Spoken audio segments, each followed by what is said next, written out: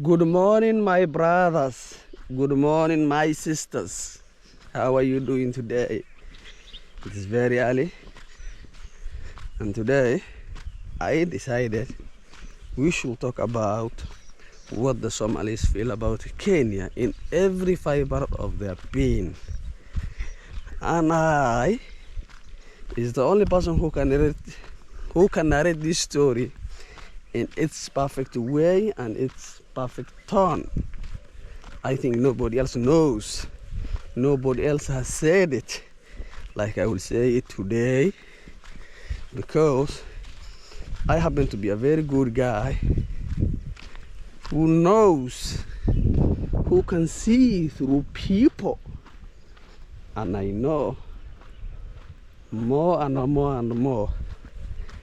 Even I can say there's nothing left that they need to know about the Somalis. And here it goes. But before we say what they feel about Kenya, can we talk about them first? They are the most difficult people you will ever meet. The most difficult people that you will ever deal with. They are like a stone in a rain. Does a stone shivers from a rain? No. That's how Somalis are. They are not educated. They don't have any formal education.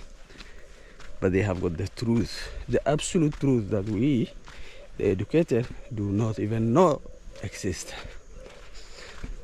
Well, have you ever stumbled across a mother carrying her child on her back, and then you happen to converse with her, and then the child is looking at you like this? The child is looking at you. He doesn't know your name. He doesn't know any language. He cannot share his feelings. But all the child does is observe you as you converse with his mother. Some of you may not have thought about it, but there's absolute truth in that child's eyes. The child is looking at you. He cannot express himself. All he does is the observation, and it is out of those observations that the child prepares himself or herself for a life. Yes. You don't know anything. Your mind is not clouded. You are not talking of experiences. Your truths are not based on experiences. And all this left, you know nothing, you know zero. And all that is left is your inner feelings, your instincts. By the way, the only truth is our instincts. I have based the Somalis like that. You can never get them along. You can never get them aligned with your dreams, with your goals, with your points, with your political stance, with your religion stance. These people, if you happen to stumble across them and you happen to narrate a story to them,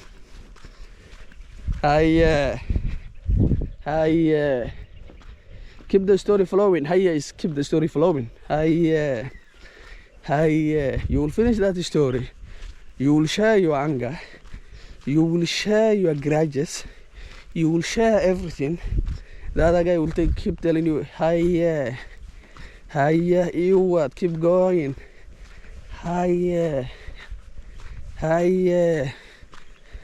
And at the end of the story, you have shared everything.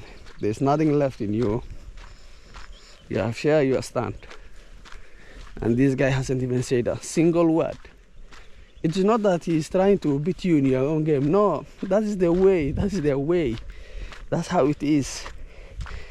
That's how it is. As you are talking, they're observing you. As you are sharing your grudges, they are looking at you with observation.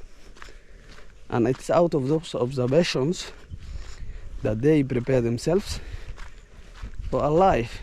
Anyway, you're not supposed to share your grudges. You're not supposed to share anything that shows where you stand. No, people will know, and then, people will know the truth about you. Okay.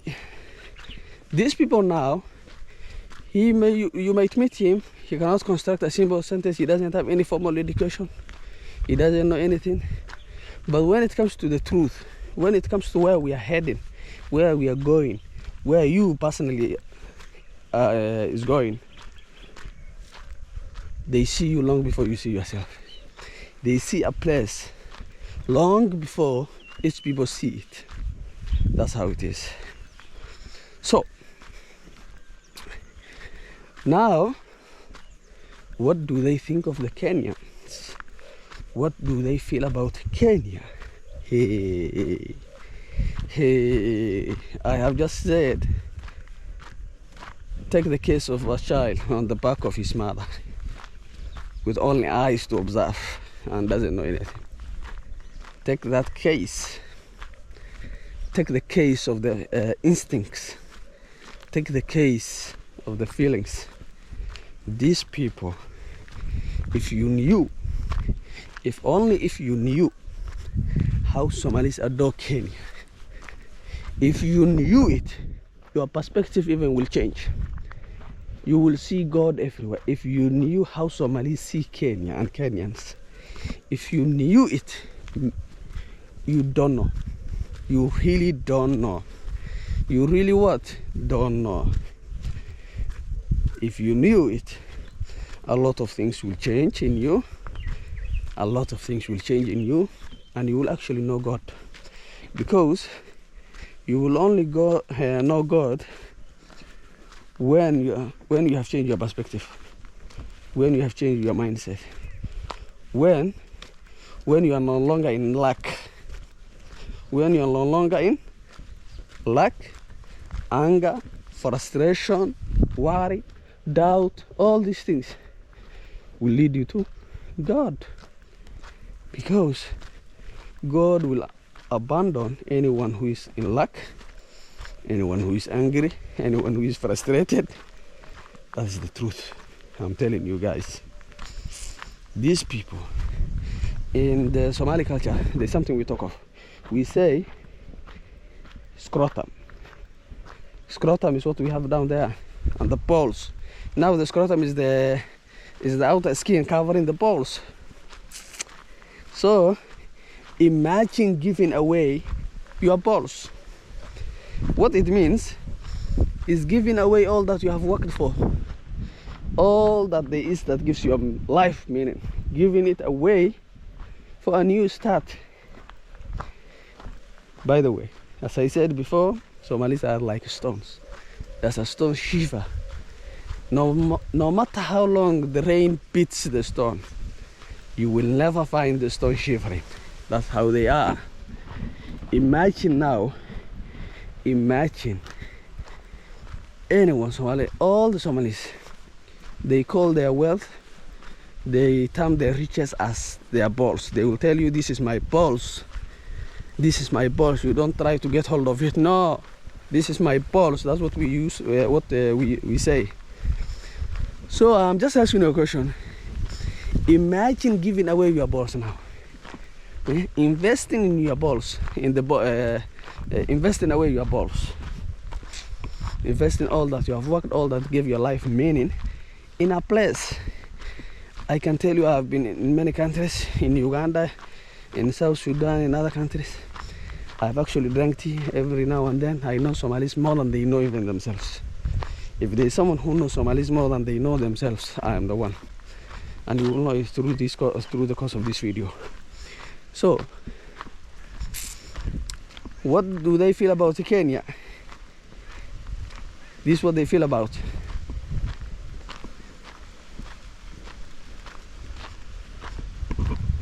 Kenya is the only country that got hold of the balls of Somalis.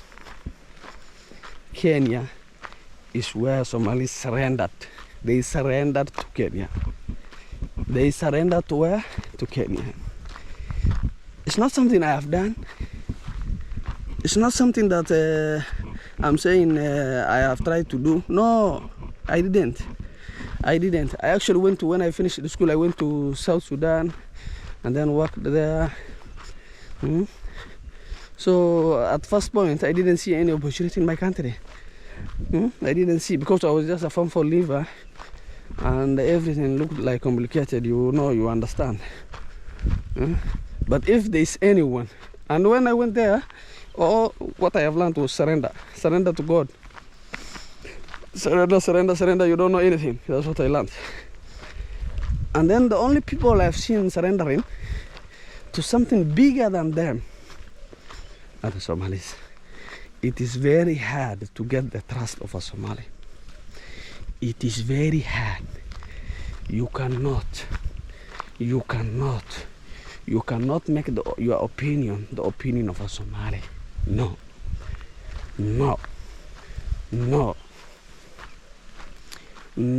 They actually don't have any opinion. And when it comes to the truth, there's no word, there's no opinion, there's no emotions involved in it. The real truth, what we know as truth, is our truth, your truth, and this truth, and another girl's truth, and another boy's truth. That's what we know as truth. But the real truth doesn't have any words. The real truth is only to be experienced. You can only experience the real truth. You cannot put it in words. And if there are people who master that art, are the Somalis. Somalis, no, they have given away their balls to Kenya. They are the only people who know the truth about where Kenya is heading. Actually, I felt like I knew where Kenya was heading. No, I don't know. I really don't know where Kenya is heading. No. But there are people who foresaw where Kenya is heading and decided to invest in it. In other countries, when you go, they're standing with one leg. No, they don't build anything that stays, anything that doesn't change. They don't buy plots, they don't build apartments. All they do is run hardware and run shops, foodstuffs, and some petrol station. Things that if taken away, you will not have given away your balls. But if there's a place that they surrendered to fully, it is Kenya. They didn't consult me, they didn't consult you, and the only thing that they consulted is their own truth, what they felt about the place. They will tell you the people in this country are the most informed in the world. That's what they will tell you. They will not tell you in Africa. They will tell you Kenyans are the most informed, the most hospitable, the most respected. That's what they will tell you in the world. That's what they say. And by the way, nothing spreads so fast like a fire than an opinion of a Somali. If he has got this opinion today and he just goes to the place of drinking tea at the evening, that opinion will become the truth of 100 men, 100 other Somalis. That's what it will. That's what it is going to be. They know the truth, and when one of them mentions it, they will tell you, this is Kenya, and the people living there are like no any other people. They will tell you the people living in Uganda are the worst, the government in Uganda is the best. The people living in Kenya are the best, and the government in Kenya is the best. They will tell you when people are learned, when people are well informed, people will come, governments will come, and nobody has ever said it even in other way. They will tell you people will come. So that's what they mean, is the government will come. And whenever they come, they will run away with the fire and actually not try to go back with it. Hiya. They will tell you nobody. They will tell you when people are informed, nobody is allowed to run with the fire backward. The only option they have is to run with it forward. And actually it is very true. Actually it is very true, guys. Yes. Nobody can spoil our nation just because of their evil intentions. No, even if they had evil intentions, they have to put up another cover. They have to put on mask and make themselves like their saviors. It's not that they are afraid of us, no. It is they are afraid of the system, because the real system are the people. So they will tell you, Kenya has succeeded in what we failed, what our brothers in Somalia failed. Actually, we pray for our brothers. We normally say whenever we gather, let's say a word of prayer for the Somali people. They are worried, they are this and this and this. Today almost 30 people were killed. That's all we do. That's all we do. Actually, we don't involve ourselves much in the Somalia policies. No, nobody listens to their stories. That's another country. But whenever we come across, whenever we come together, we normally say a word of prayer. So they will tell you these people succeeded. They succeeded in what our brothers they have failed.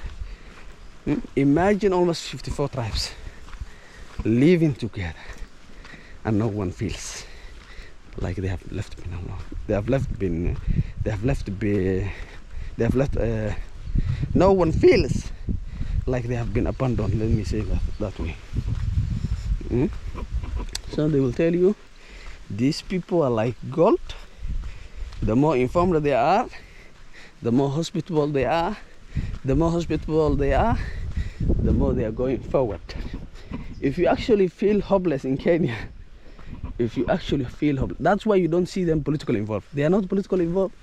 They don't do demonstration because they like this country as it is. For them, there is nothing that they are missing. For us that that have got a formal education, we want the government to do everything. We want the government to work in our favor all the times. We go to schools, we finish high schools, then move to universities, and then still expect the government to give us jobs. These people, they don't know anything. They don't have any formal education. They know nothing. And since they know nothing, they are left to fend for themselves. And actually, that's where the purpose comes. They do something. They do something. They do what? They do something. They don't wait for anyone. All they need is the system that can allow them to run, to do business. That's all that they need. They don't need any other thing. Guys, they will tell you we love this country as it is. We love it as it is. Nobody else. We don't have any worries with the government. The government is just to facilitate. That's what they will say, guys. For facilitation, that's all we do. Assalamu alaikum.